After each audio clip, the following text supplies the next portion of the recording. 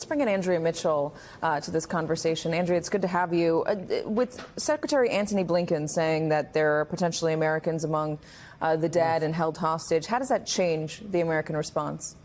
It changes everything about the American response. They were always going to be completely behind Israel in this, and they have a pipeline, he said also, where they can resupply Israel even without a speaker, without ability to pass legislation in the short term, at least. But if Americans are involved, the intelligence, the whole focus will be changed. It will become a personal matter, of course, for the U.S. Politically, it's very important if Americans are involved as both victims who have been killed or as hostages. Now we have an American hostage situation, potentially, in one of the worst places in the world, the tunnels of Gaza. And how do you retaliate? Normally, Netanyahu would use overwhelming force almost immediately.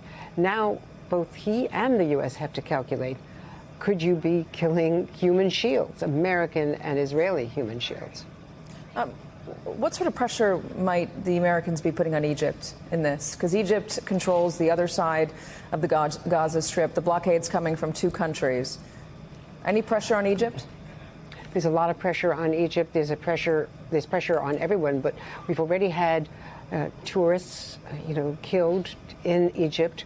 You've got Hezbollah now in Lebanon hitting Israel from the north. So it's already a two-front war, and potentially the West Bank.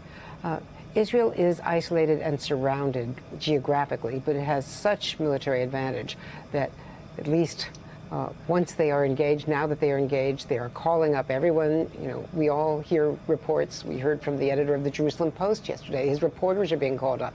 The fact is that all Israelis, other than the very, much smaller but politically powerful group of very Orthodox Jews, all Israelis do military service, men and women have for decades. And so all those people are in the reserves and are being called up from businesses, from government, and, from the press corps, from all sectors of Israeli life. So they will have a large force mobilized. But first they have to regain what they have lost. The fact that Israeli police and other government agencies, law enforcement agencies, military bases were taken in the immediate, the immediate attack. The fact that there was an invasion across one of the most secure borders in the world, the Gaza-Israeli border from the Israeli perspective, is just unheard of, land, sea, and air.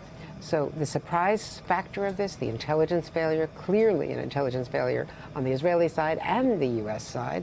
How could they not have been picked it up? Well, one question is, were they distracted?